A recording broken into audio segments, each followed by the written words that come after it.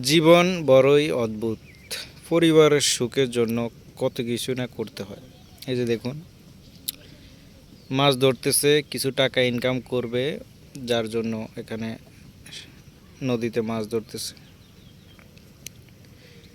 সামান্য কিছু টাকা উপার্জনের জন্য মানুষ কত কিছু করে। শুধু কি নিজের জন্য? সব কিছু পরিবারের জন্য।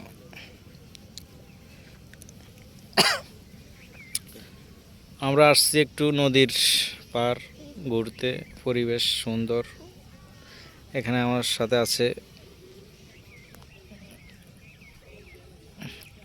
এই ফিল নিয়ে কি ঠান্ডা খাওয়া হইতেছে নাকি? ও আচ্ছা, ভালো।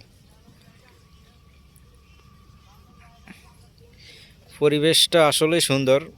এখানে বসে চানাচুর নিয়ে আসলাম আমরা। এই যে চানাচুর আছে, সাথে ঠান্ডা পানি আছে।